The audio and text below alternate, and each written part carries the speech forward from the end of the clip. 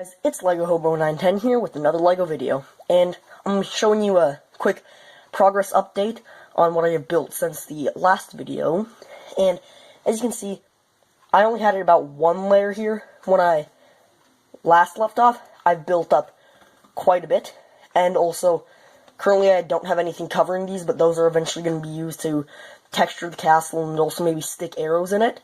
I'll get to that later, when that's going to be one of the end steps, is putting stuff in those. I've also kind of feathered out this because it was originally kind of this straight line, which you can still see some places. Now I put these slopes and such in to smooth it out. Gonna show you the door here real quick and kind of how I built that, and then I'm gonna get into terraining. Here is the entrance, and kind of the way I decided to do these chains and such is I'm just gonna pop this off here. I needed something to fill in a little bit here, and I couldn't find any just regular 2x2s, but I found these 2x2s with little clips. And then I grabbed some of these tan pieces and just said, you know, I'm going to find some way to use these in the entranceway, hopefully make it look cool. So I did that with this chain here, which you then just wrap around. And then I kind of fold up that clip to help keep it in place. I also decided to put a flag here just for a little bit more detail. And there is the actual door. It doesn't open, it's just a plate covered in tiles. It also has some cheese slopes on the bottom to, I don't know, give it a bit more interest. Plus then two little golden doorknobs. I'm going to take you up to the top of the castle to show you how I did that. View inside the castle there. I'm having to shine a lot of light in, as you can probably see by all the weird shadows, because not really any light gets in here. And this is a pain in the butt to drop pieces in, because as you can see, it goes all the way down to the base plate. And my arms aren't quite skinny enough to get through there, especially with all the sharp little edges and such around there. And so there's just a quick view on how I built the door. It's obviously using some headlight bricks to hold it up. Bricks with studs on the side. And then I just built up a bunch around it to reinforce it, and I actually had to redo a bunch of framing on the inside there in order to get it to work. I originally experimented using jumper plates and such, but that was before I tiled it, and just really, really long, complicated process. But eventually I decided on this design here, which I think looks pretty nice. Into terraining, something I thought I might kind of mention is obviously we need a way to get down here. And I've gone through a few designs. I'm going to show you my design so far. We have this one, which as you can see is just going down one plate and only jutting forward one. Originally I had it moving forward two as well, but then it would go literally hundreds of studs before it touched the ground. So that didn't work, so I did this. And this still, as you can see, this only goes down a few bricks, but sticks out quite a lot, so this is, not going to make it at all. So I came up with this design, where in between each we put a 2x4, except then this has to stick out a bit. And this is slightly better, but it's still really horrible, because it won't touch the ground until, the end of the second base plate, and I want it to kind of only go halfway through the second base plate. So then I came up with this design, where I used some hinges here to angle just some plates. I then had to use jumper plates, because if I don't use some jumper plates, there'll be a little bit of gappage there. Either there'll be gappage there, or huge overlap that'll look nasty. So just using some jumper plates can get that, and then I'll just use all these 4x4s in the other designs to kind of extend it out, and I think that'll work.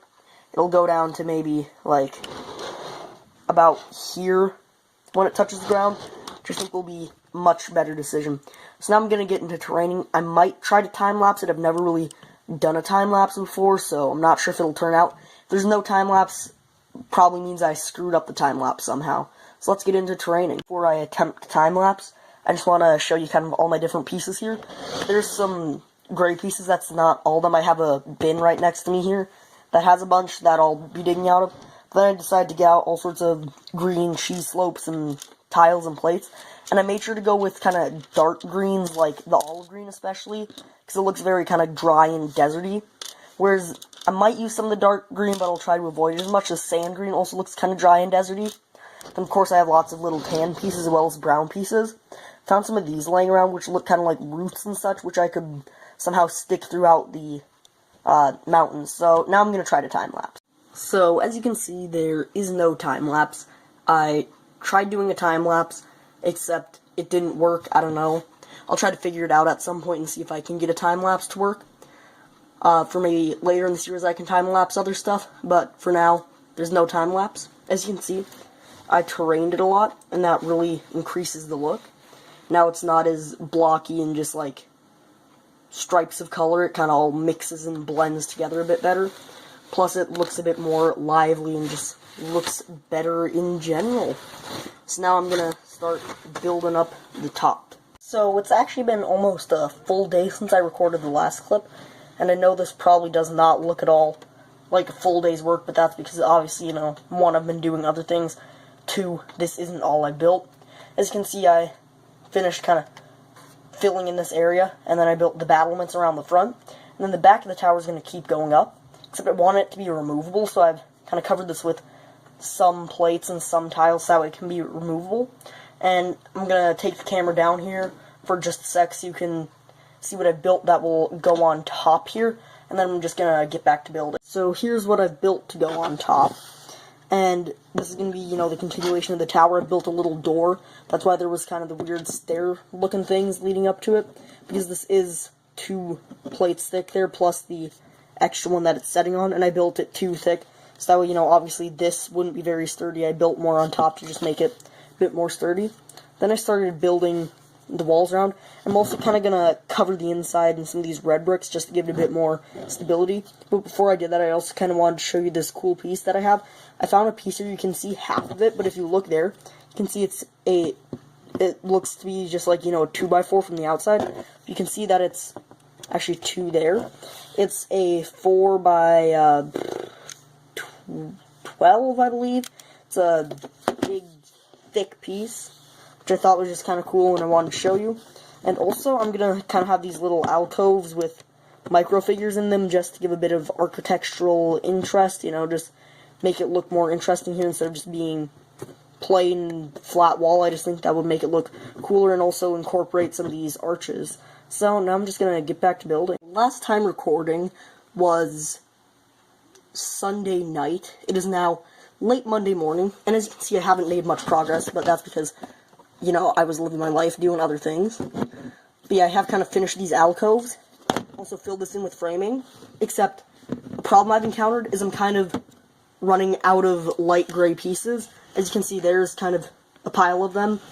And then here's actually my gray bin. Now, it may look like there's a lot, except it's all like plates and studs and such, which aren't really useful for building up the castle. So I might have to kind of put the Desert Castle on hold. But that brings up a new kind of point. I realized that I could have this desert castle represent Earth, and then I could build a fire, a water, and an air castle. The fire one being an obsidian castle with a moat of lava. The water one would be sitting in the middle of a lake, and it'd be built out of living coral, which I think could be really cool. And then we would have the air castle, which would be made out of wood, like living trees resting on a cloud, and the trees would be anchoring the cloud there, which I think could look really cool. So I think that's going to be it for this Desert Castle episode, except watch out for the other elemental castles coming up.